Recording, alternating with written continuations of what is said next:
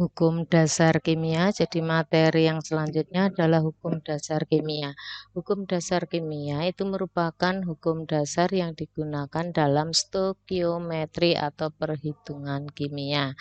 Yaitu ada antara lain ada hukum kekekalan massa, itu yang mengemukakan Lavoisier.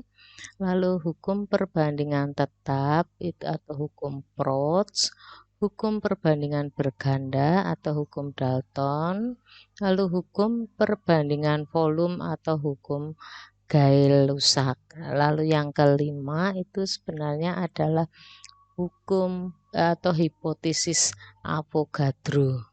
Ya. Nah,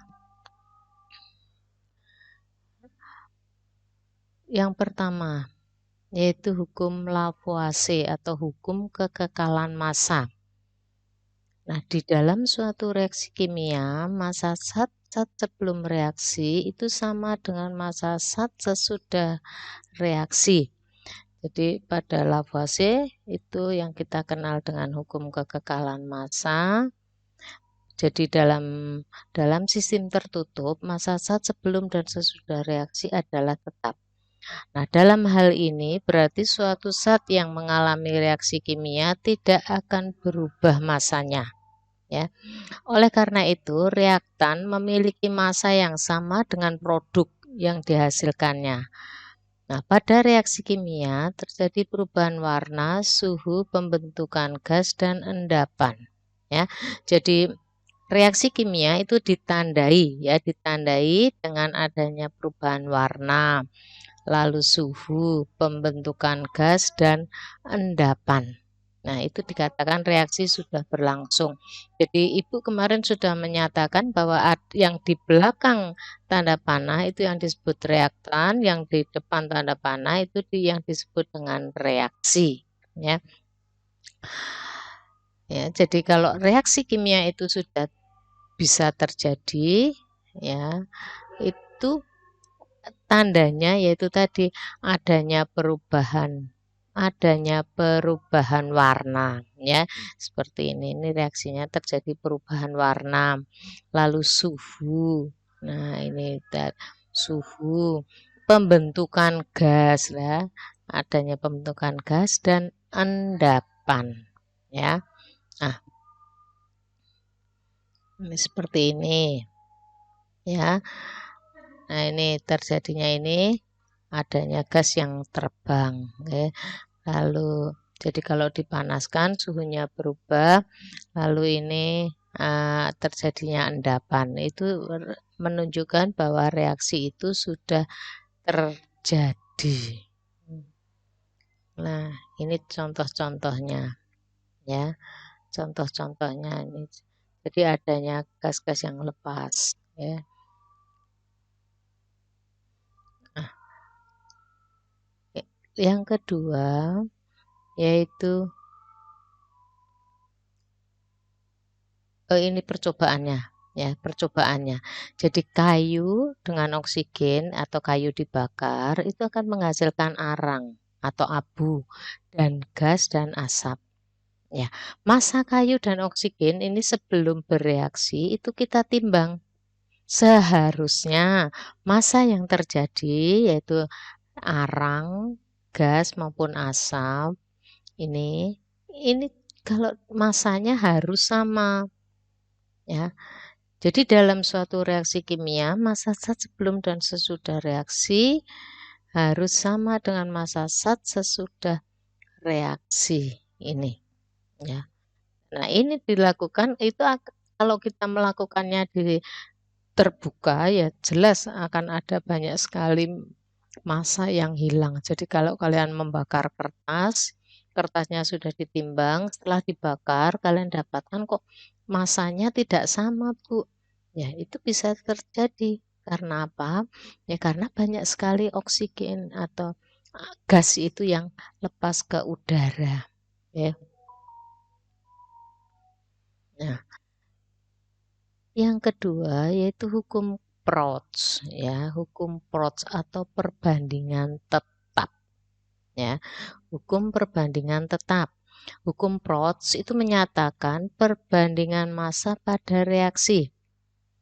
Perbandingan massa unsur-unsur pembentuk suatu senyawa itu selalu tetap. Selalu tetap. Ya.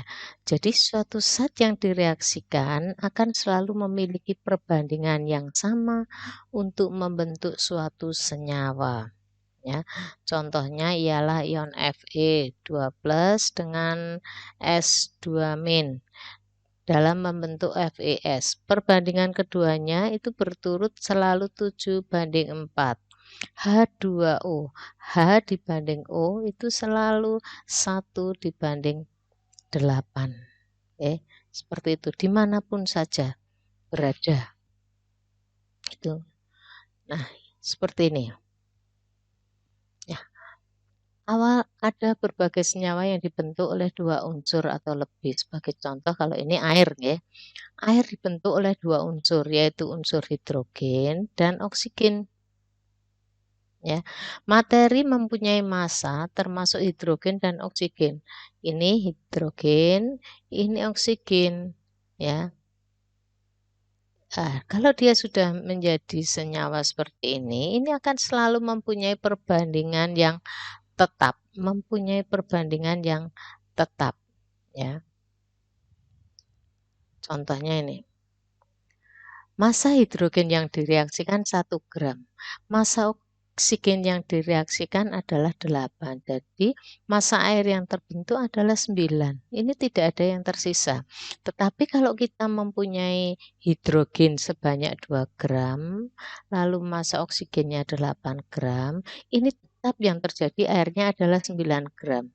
Sehingga di sini ada hidrogen yang tersisa. Begitu juga dengan contoh yang ini, ya. Contoh yang massa hidrogen yang direaksikan 1, lalu massa oksigen yang direaksikan 8. Tetap yang terbentuk bukan 8, kalau sesuai dengan hukum kekekalan massa tadi, seharusnya ini yang 10 dihasilkan, tapi tidak. Yang dihasilkan massa air yang terbentuk tetap 9. Sedangkan yang sisa adalah oksigennya, ya, oksigennya, ya.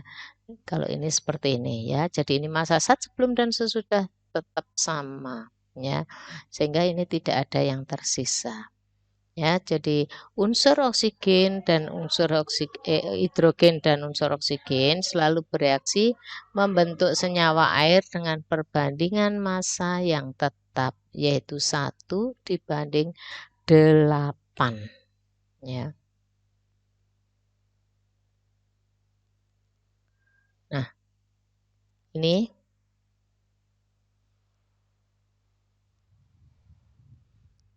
kalau hukum Proust itu nanti dalam perhitungan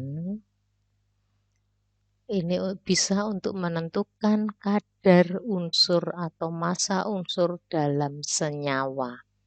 Ya, ini senyawanya misalnya AB, di mana ini dengan indeks M dan N, maka kita bisa menghitung persen A dalam senyawa itu, yaitu dengan rumus M kalikan AR ini, ya. Ini persennya, lalu ini MR dari senyawanya, ya, sehingga kita dapatkan nanti berapa persennya. Sama juga ini, kadar zat dalam campuran, cuplikan atau mineral atau biji itu bisa kita hitung dengan menggunakan rumus ini. Ya, itu fungsi dari hukum Proust, ya, atau hukum perbandingan tetap. Yang ketiga yaitu hukum Dalton, ya. Hukum Dalton itu terkenal dengan hukum kelipatan berganda, ya. Pada hukum Dalton itu menjelaskan bahwa 2 unsur atau lebih itu dapat membentuk lebih dari 1 senyawa yang berbeda. bisa membentuk suatu senyawa yang berbeda. Contohnya adalah karbon dengan oksigen. Ya, karbon dengan oksigen. Karbon dengan oksigen itu bisa membentuk senyawa CO, CO2 dan CO3. Ya, seperti itu. Dengan kalau kita hitung dengan nilai C yang tetap, ya, dengan maaf ya, ini ya, kalau ini belerang, ya, belerang dengan oksigen itu dapat membentuk senyawa namanya adalah SO2 dan SO3, seperti itu. Dari unsur hidrogen dan oksigen itu juga dapat dibentuk senyawa H2O dan O2H2. Nah, ini ya. Ini N.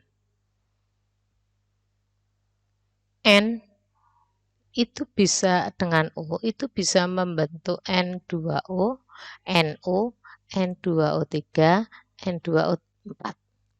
Ya. Masanya adalah 28, 14, 28 ya, seperti ini massa nitrogennya. Sedangkan massa oksigennya ya, misalnya kita rubah seperti ini, maka perbandingannya yang pertama kalau kita lihat perbandingannya yaitu 7:4. 7:8 ya. Ini dengan asumsi bahwa massa N-nya itu yang sama. Ya, yang tetap. Ya. Maka perbandingan oksigennya yaitu 4, 8, 12, 16. Jadi O pada senyawa pertama itu 4, 8, 12, 16. Nah, ini kelihatan bahwa di sini terjadi kelipatan yaitu 1, 2, 3, 4. Ya. Seperti itu. Jelas ya. Nah, lalu yang selanjutnya yaitu hukum Gay-Lussac atau hukum perbandingan volume. Hukum Gay-Lussac. Atau kita kenal dengan nanti hipotesisnya. Nah, hukum Gay-Lussac merupakan hukum yang berkaitan dengan volume gas. Ini sebenarnya ada hubungannya dengan hipotesis Avogadro. Okay. Nah, hukum Gay-Lussac menyatakan perbandingan volume atom-atom pada gas pada suhu dan tekanan yang sama, volume gas-gas yang bereaksi dan volume gas-gas hasil reaksi berbanding sebagai bilangan bulat dan sederhana.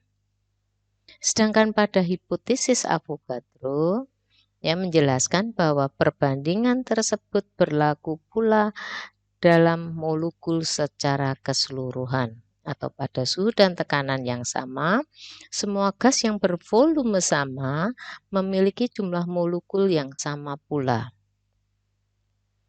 Nah, bisa kita lihat di sini.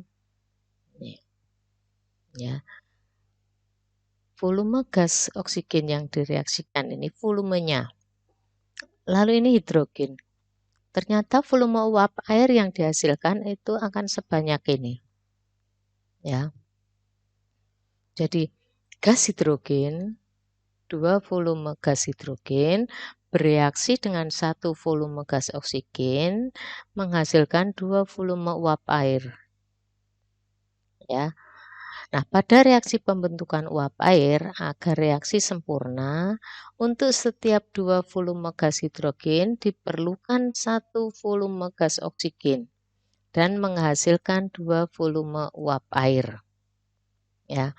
Nah, perbandingan volume gas pada hukum ini merupakan koefisien dari reaksi tersebut. Ya. Jadi ini koefisiennya.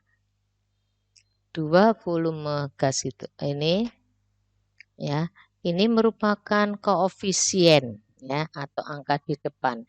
Sehingga perbandingan koefisiennya yaitu 2:1:2 untuk pembentukan uap air ya. Itu selalu. Mungkin bisa kita lihat ini.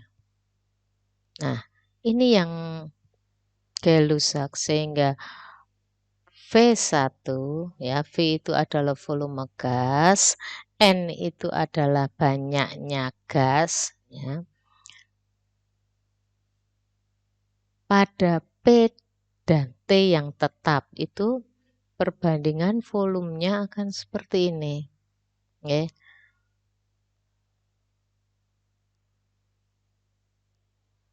Nah, bisa kita lihat juga nih ya. Ini yang dikemukakan oleh Gay-Lussac. Ya. Sehingga dari data ini kita bisa melihat bahwa 1 liter hidrogen bereaksi dengan setengah liter oksigen akan menghasilkan 1 liter uap air. Ya, sehingga perbandingan volumenya 2:1:2. Ya. Karena ini setengahan itu jadi kita kalikan 2, ini 2 liter berbanding dengan 1 berbanding dengan 2. Sedangkan kalau nitrogen dengan hidrogen ya akan membentuk amoniak, maka dia akan mempunyai perbandingan 1:3:2. Ya, seperti ini. Nah, berdasarkan data percobaan dalam tabel di atas, perbandingan volume gas yang beraksi dan hasil reaksi ternyata berbanding sebagai bilangan bulat dan sederhana. Tuh. Nah, ini dari data percobaan tersebut sesuai dengan hukum perbandingan volume atau dikenal dengan hukum Gay-Lussac bahwa pada suhu dan tekanan yang sama, perbandingan volume gas-gas yang bereaksi dan hasil reaksi berbanding sebagai bilangan bulat dan sederhana. Ya. Gitu. Jadi ini merupakan hukum, jadi ada 5 hukum dasar kimia, ya, yaitu hukum kekekalan massa atau kita kenal dengan hukum Lavoisier, yang kedua yaitu hukum perbandingan tetap, yang mengemukakan adalah Proust, lalu hukum kelipatan berganda itu yang mengemukakan Dalton, dan hukum perbandingan volume ya itu yang mengemukakan adalah Gay-Lussac dan ada hubungannya dengan hipotesis Avogadro ya. Begitu yang mengenai hukum dasar kimia. Ini dasar yang dipakai nanti sebagai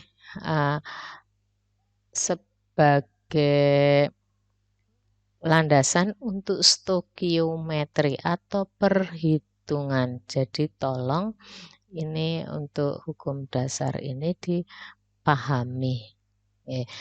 Begitu, terima kasih dan selamat siang.